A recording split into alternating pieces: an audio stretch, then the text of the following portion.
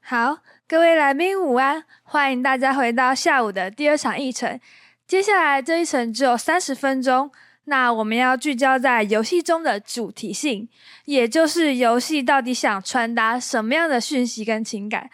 本场讲者是来自 Super Evil Megacorp 的叙事总监 Thomas Beekers， 他拥有超过10年的叙事设计经验，横跨独立与 3A 开发，曾参与《荒野游侠》系列及《发条革命》等多款 RPG， 也曾为《无敌号》等作品担任叙事顾问。那今天他将分享如何从开发初期就为游戏建立明确而有力的主题愿景。那就让我们掌声欢迎 Thomas Beekers。Hello, everybody. So thank you for joining my talk, Have Something to Say, which is about video and a vision and themes in video game worlds. It's really about what they are, why you should care, why you should have them.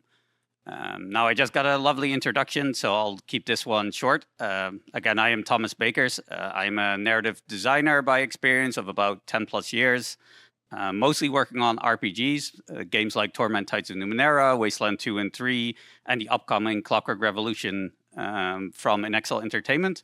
But currently, I am the narrative director at Super Evil Megacorp, which, despite its name, we promise is not actually that evil. We work on little games like Teenage Mutant Ninja Turtles, Splintered Fate, and Bloodline, a Rebel Moon game. But that's not what we're talking about here. I'm not the topic of the talk. What are we talking about? The topic of this talk, you might know it under different terminology. You might know it as your game's central vision. You might know it as its core question. You might know it as its theme or its thematic. It's really the thing that the game is about from a creative perspective at a very deep level. It's the core statement that you want to make with your game, the question you want to ask, or a driving motif that's intertwined with your entire game's creative or the entire game as a whole. Think of it as something that sits even above your design pillars, your project goals, your creative framework. It's really the core of what is this game about that sits above any specific goals. Now, this is mostly relevant for narrative and creative-driven games, so I hope the entire audience has an interest in narrative and creative-driven games. But even without that, there is an equivalent here that really overlaps with a strong player fantasy, providing key driving motivators. And a lot of the lessons I'm going to talk through apply to that as well, and I'll speak a little bit more about player fantasy in an upcoming slide. Now, why does it matter is a first question, which really... The very first question is this something that is absolutely required? And I have to be honest and say no. You can perfectly make a game without having a core theme that sits above every other design pillar that you have. But think of it kind of like a cheat code for adding value and quality to your game. It comes at no real cost other than some focus time from your creative leadership, from your creative team as a whole, but it adds a lot of value. And specifically, some of the benefits are it lessens the risk of creative incoherence, by which I mean when you have different creative points or designs in your game and they don't quite mesh or they even conflict with each other, audiences will notice that consciously or unconsciously, and they will have a harder time connecting with your game because of it. Additionally, having a clear-eyed focus on the core theme enables a higher quality bar by enabling that kind of cohesive experience. And finally, it can function to help you determine your unique selling points in your game, the things that really set it apart from other games. There are also production benefits to this, though. If everyone is working towards a common theme, one of the things that does is we've all, I think, been in rooms before where we are discussing design or creative decisions, and really the different choices are kind of equivalent, and you're just stuck in this loop of like, well, which one is better? This is where theme can become really useful because rather than asking the question, is this idea better or is this idea better? The question becomes, is this idea better for this specific theme? And that's a lot easier to answer. In that way, clarity kind of empowers your team to make independent creative decisions without constantly checking back in with creative leadership. And that unlocks your team's ability to have independent creative momentum. But let's say for a moment, your game is not a narrative-heavy game. I would say you still need a player fantasy. In every game, you are asking your player to embody a certain role, right? You're trying to lure them into a fantasy. This is often how we try to sell the gaming experience, whether it's to audiences or to publishers, right? We try to pitch it as, be a reckless race car driver, or in my game, you're a badass mercenary, or in this game, you get to rule your own kingdom as a sole ruler. Even with no story, you need a clear player fantasy. And if I try to draw a Venn diagram with player fantasy and theme, really there's a lot of overlap. And for a lot of games, they're the exact same thing. But even if they're not the exact same thing, a lot of the lessons that apply to theme apply to player fantasy as well, including that the game's actions and visuals all have to be coherent to that player fantasy. Over here, I show, not to date myself too much, to age myself too much, but this is an old Genesis game, a 16-bit game called Streets of Rage 2 from my childhood, which had the thinnest of plots, like the plot doesn't matter at all, but it did a heck of a job engrossing me in that player fantasy of being a street vigilante, beating up a bunch of punks, really. Now, the best way to illustrate what I'm talking about is really with some examples. And I'm going to start with some titles that I worked on myself that illustrate the broad range of themes you can have for your games.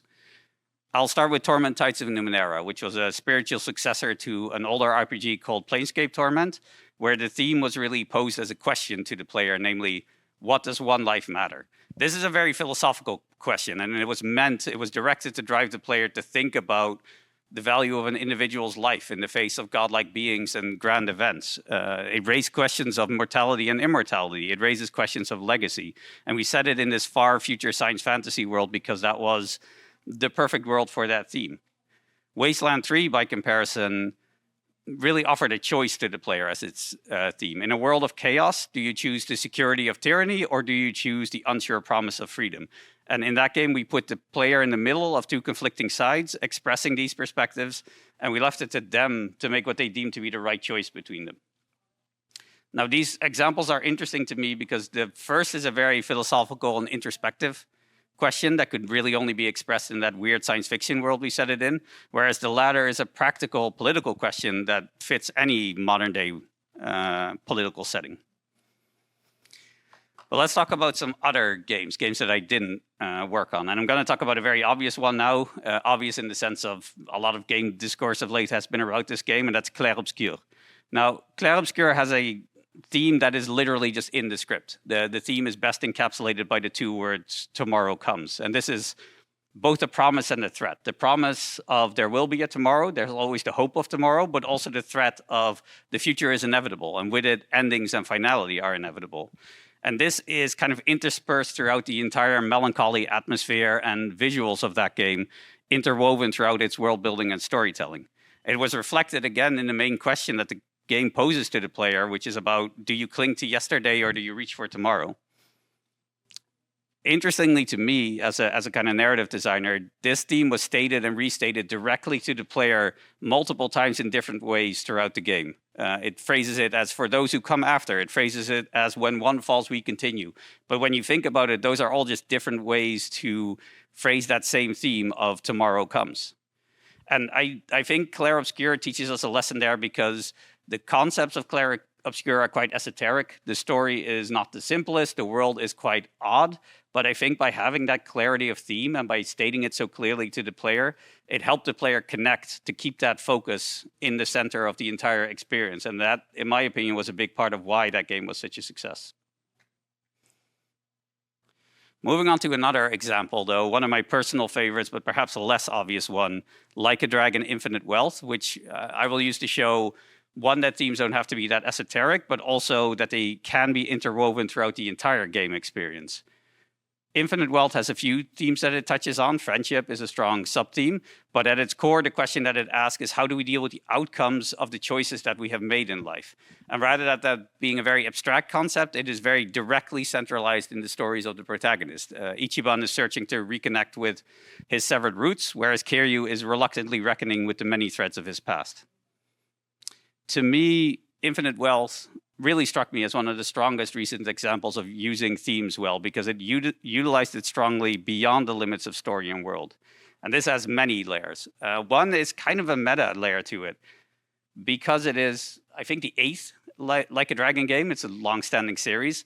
it is paying off the long heritage of the franchise itself. It says farewell to one protagonist and fully embraces another, and that creates a lot of reason to look back. So in a way, the theme is not just what happens in the game, but also the experience of the players on the franchise itself. Furthermore, the theme is very deeply ingrained in the content design. Kind of companion quests in particular, they all have a very strong gravitation towards each character trying to close a chapter of their life in one way or another and looking for your help with it. But, and here's where it got really interesting to me, it's also directly mechanically expressed in the game. There's a mechanic in the game called Memoirs of a Dragon, which is an open world gameplay mechanic where Kiryu is seeking out points from his past and resolving issues from his past as a way to tie up loose ends. And by doing so, he becomes stronger in combat. So when you think about that, that ties the theme into pretty much everything, right? It ties the theme into his story. It ties the theme into the content design. It ties the theme into the open world level design. It ties the theme into the characters that he meets. And then mechanically, it pays off the theme by giving you direct benefits as a player. So this is a great example to me of where the theme and the game are completely one and the same. So that's why I wanted to touch on Infinite Wealth as an example, but also I think it helps to realize that Like a Dragon is not known to be an incredibly self-serious IP and series, but no matter what kind of series you have, you can still deeply explore very meaningful themes. Now, based on everything I just said, you might be thinking, okay, so if I want to start a new game project, especially a new IP, I have to start with the theme, right? In my opinion, that is actually wrong. We have a natural tendency to look at other media from games to see what could work here creatively. But you always have to do that with a certain lens and translation, in my opinion, because the issue is if we tap into linear media, let's take film, for example, film has a very natural linear progression, idea to script to execution, right? I'm simplifying for a moment, but let's say there it makes sense that you start with the idea, you turn it into a script, you turn it into a fully realized movie. So you start with what you want to say. But when we think about games, games don't really work that way. I noted Expedition 33 before as a really beautiful example of using strong themes. But Expedition 33 didn't actually start with its theme. It started with a gameplay thesis, which was we want to set out to prove that a Western AAA quality JRPG can succeed in the current market. That was their thesis. Its world and themes came later from there and even changed through production. This is not unusual, and it makes a lot of sense for a theme to follow on a particularly strong game thesis. Now, this is by no means saying you can't start with a theme first, especially in more narrative-driven games, right? Like very narrative-driven experiences. This may well be where you start, and then you build kind of gameplay elements around it. But when we think about how new games start, often we start with our genre known, right? Or our IP known, or our product goals first. And here is a point that I think is really important. This is one of my central points for this whole talk. It doesn't really matter how good your theme is, if it's a great evocative theme, if it's very meaningful to you, if it's very distinct, none of that matters if it doesn't work hand in hand with the game that you're making, with the gameplay of the game that you're making. There's a big issue when we have thematic mismatches between gameplay and theme, because if they don't both support the same player fantasy, then you risk the player having kind of a incoherent experience where the story that we're trying to tell them, the kind of fantasy that we're trying to put them is not coherent with the actual gameplay experience that they have. To use some kind of like ridiculous examples, let's say your game is about shooting bad guys in the face. Your theme probably shouldn't be, oh, this is about the philosophy of nonviolence, right? If you're making a World War II RTS, it's probably not the place to tell the story about being bored and having a lack of purpose, because that is an unlikely thing in that setting. Now, I want to go back to Wasteland 3 because I actually think it's a really good example of how this process can work in practice. We did not start Wasteland 3 with the question of, oh, what's our theme? We started Wasteland 3 with a very simple goal. Hey, we want to make a sequel to Wasteland 2 because Wasteland 2 did well and was ripe for sequels.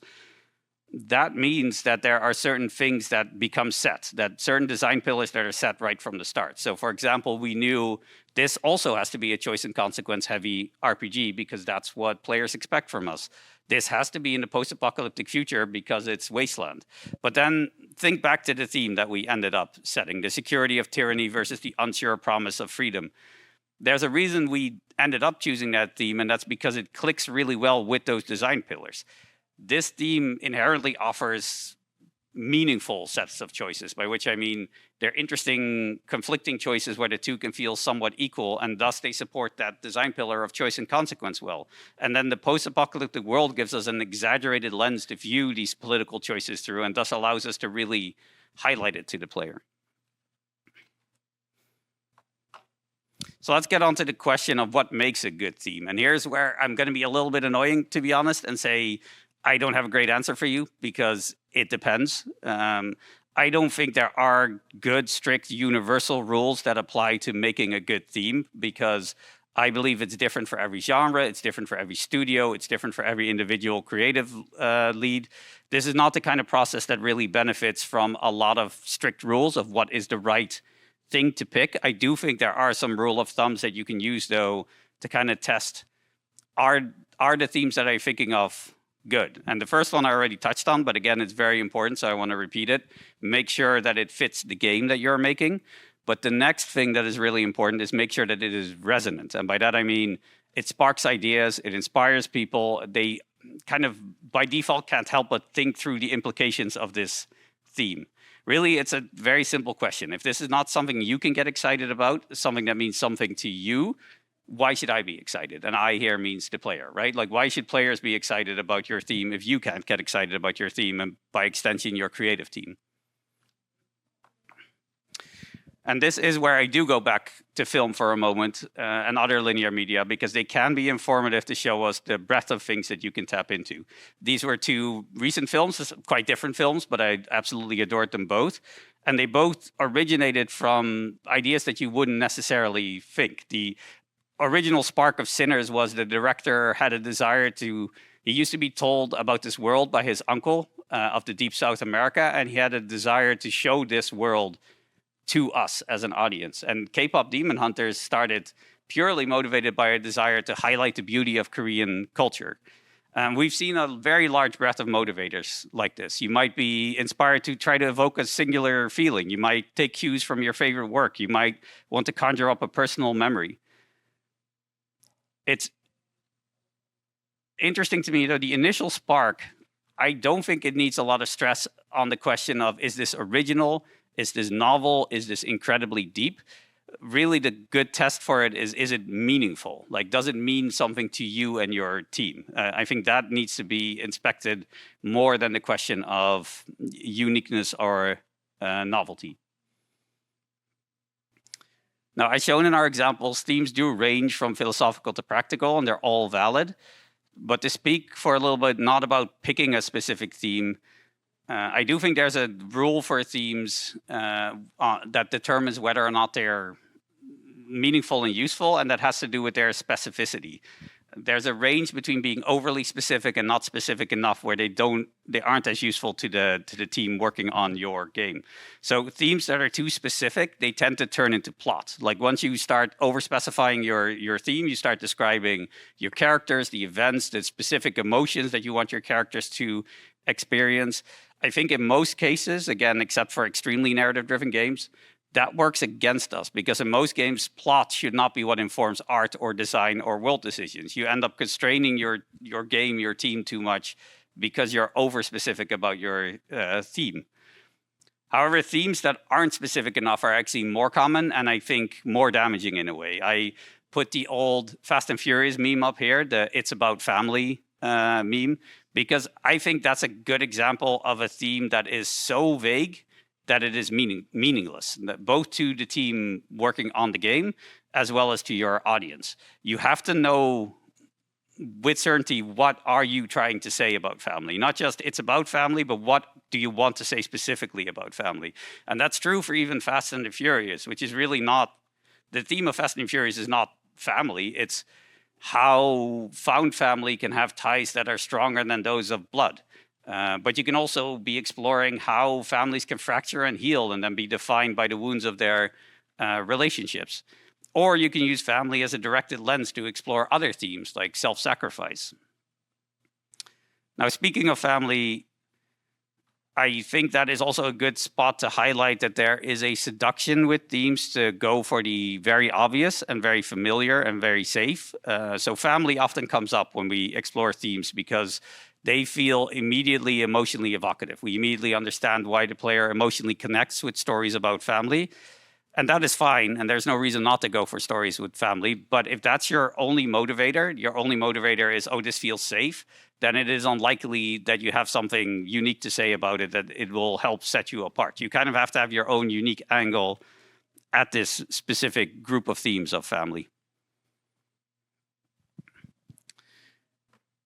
Now, once we get to building our theme, the best way to think about it is this is kind of a conversation. This should be a back and forth between ideally the entire dev team, at least the creative part of the dev team, right? Think of your theme first as something that serves your dev team and the game's production. It's not a focus tested end product. That's not the point of it, but it is something that inspires and guides your dev team throughout production. So personally, I found this to be a really good question to ask about your theme, and this is kind of a three-part question. Why are you making this? So that's 3 parts, right? Why? What is the origin of the idea? What sparked it? And how evocative is it? And again, that doesn't mean it has to be incredibly profound. It has to be deeply personal, but there needs to be a reason. If you cannot give a reason, then you lack that why. You is also an important question, though. Why are you and your team the right people to make this game of this theme? This question is often skipped, but it is important to ensure that it is a theme and a project that fits your development team. And then why this specific game in this specific form? And all these questions have to be defensible throughout production, by which I mean they can and should be debated and hold up to any amount of scrutiny. And just having the door open to ask questions, to have discussions about it, is a really big part of the process around how to use a good theme. Now, a good theme is put through the ringer early, in the ideation stage, in the pre-production stage. You should test it against assumptions of the game itself. You should see how it resonates with the people in the development team. You should see if it can inspire ideas from art and design once they understand it. See if people easily understand it in the first place, or if people get confused when you state the theme. Because the more it's falling short on these things, the more you should perhaps rethink it before you go into full production. And then in an ideal world, the theme stays consistent throughout production from there. But like most things in games, a theme has to go through the violence of production. And we all know, the best laid plans don't tend to survive game production. It's not predictable if it'll emerge whole from the other end. The best thing to do here, in my experience, is you kind of default to the assumption of I should hold on to my theme. But if major problems appear, major cracks appear in the foundation, a clean break is then the best way forward. You really have to be willing to kind of cut it off and rethink it from the very foundation up, because trying to patch it up rarely works if there are major cracks in it. Now, let's say I have a theme, right? I'm in production, I have a good theme for my game. Does that mean the hard part is done? Unfortunately, not really. Now the hard part starts. Wherever and whenever your theme originated, it is part of the core vision of your game. That means everyone in your team should understand it and ideally be bought into it. They should have a similar understanding of what it means and use it to inspire their own work. And this is really hard, because as with anything with game vision, we're expressing incredibly nuanced and complicated ideas through the limited means of language, and a lot is lost in translation. So the best lessons that I've learned for maintaining vision in game production is really a very perhaps harsh statement, namely, having vision by itself is meaningless. We can all have a vision. What makes for good creative leadership and creative guidance is that you can communicate the vision, and that takes a lot of work. In particular, it needs to be repeated regularly, it needs to be translated for different disciplines, and it needs to be constantly tested. If your vision cannot be challenged and hold up to challenge, then it's a poor vision. If your vision isn't represented and repeated often, then it is a forgotten vision, and we've all seen that happen during game productions. Now, there are a lot of ways that you can help communicate your vision to the team. You can use key art, you can have clearly stated creative pillars and themes, you can create razor exercises, there are who, what, where, why, when, how exercises. That's a pretty big chapter to open, which I can't really touch on in our limited time here, but happy to chat with anyone later on it who is more curious about those particular aspects. Now, as a bit of a summary, as we only have a short time together, I wanted to walk through the order of operations on themes just as a way to repeat what I covered here. So your game can start with a theme, but again, doesn't have to. In higher likelihood, you have a game thesis in mind first. You have to build the theme to fit the game. That is the essential part. That's the most important part, really. I say that, but honestly, almost co-equal is build a theme that is evocative and that inspires the team. Then you have to test it. You have to work at it with your development team. You have to get buy-in. You have to nurse it through production, which means constantly restating and willingly debating it.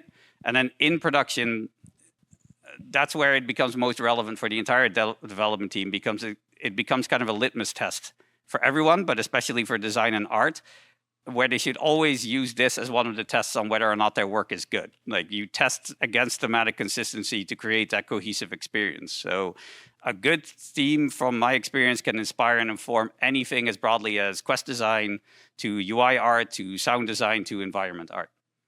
And what does that look like as an end product? That's going to have to be a talk for another day, as I have the 5-minute sign being held up to me right here. Here is where you can find me online, LinkedIn, or my website for anyone who wants to ask more questions, although I also believe we may have time for a couple of questions now. Thank you.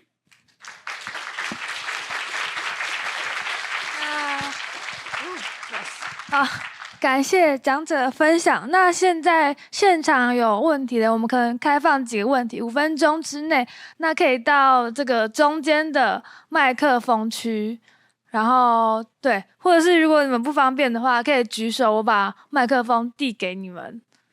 有人要询问的吗？好，那我把麦克风给你。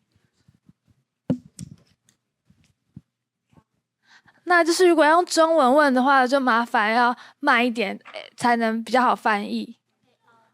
有打开吗？好。Hi, thank you for your talk. You mentioned that there's no such things about the good or bad theme, which I find is very interesting.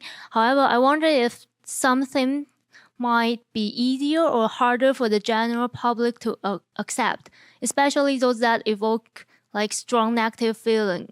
I'm curious how such themes can be effectively to deliver to in the game, particularly when the theme is deeply like, for example, it's simulating the tedious daily routine or the brutality of the war might be it's hard, uncomfortable to the player. So, in your opinion, what are some good ways to approach these heavier topics with the mechanics and the narrative? Yeah. That is a very good question. And you are right. There are certain themes that are that feel a little safer and easier just because they're more familiar with the player. In my experience, it's not necessarily about how dark or light you go. You can go quite brutal and quite depressing in a lot of ways. It's more about, are you going beyond the bounds of what is very familiar and known to the player? So players can deal with, for instance, The Last of Us doesn't have a happy future or story, but it's fairly easy to deal with in the sense of it feels very easy to understand versus something like a Hideo Kojima game, which is kind of like his themes tend to be more complicated and harder to understand. And my kind of thinking on that is it's really kind of, as with any game design decisions, I've been in a lot of pre-production, like early production processes of late. And I think one good thing to know is if you want to tackle something hard, that's fine, but you have to know we're tackling something hard and it probably has to be the only hard thing that you tackle, if that makes sense. So if everything else about the game feels very familiar and understandable and safe and you know how to execute on it, that's probably the time to understand and explore more complicated, nuanced themes because you have more familiarity with the language of your game and thus more space to explore those things. And that's really the only thing I can say about it. It's just if you want to explore more complicated themes, just ensure you have the space to do it, because doing so when your space is constrained, doing so when you don't really have the space to go deep enough, then you risk, we're only scratching the surface, and you risk kind of creating an unpleasant experience for the player because, the theme doesn't get explored richly enough. 好，那我们可能再开放最后一个问题。好 ，OK。Hello, Thomas. Thanks for the talk. I'm currently working on novel and screenwriting, so I'm more experienced in that field. So I'm curious, what do you think is the biggest difference between writing for a gameplay story or writing for a movie story? That's my question. Thank you. Thank you. That is a very good question, and one I've actually spent a lot of time thinking about, because I've had the pleasure really of training writers with movie and novel writing backgrounds into game writing. And I think really the key difference is, well, there's kind of two things, so I'm going to touch them separately. One is that when you make a novel or a film, you have a concord with the viewer that says, okay, for this 1.5 hours of film or for these 800 pages of book, you're going to pay only attention to me, to my story. You're going to see the parts of the scene that I want you to see. You're going to hear the parts of the scene that I want you to hear. Games don't work that way. In games, you have to make the account for the player. And unless you're making an incredibly cutscene heavy game, you usually have to let go of some control of the attention space. That tends to be a really hard lesson. And that tends to mean, for one, that we often in games have to repeat points that we make more often. That's again where Expedition 33 succeeded so well, because it didn't just make its statement once, it made it over and over and over, where I think in a film you would have gotten tired of that by the end, but in a game it works quite well.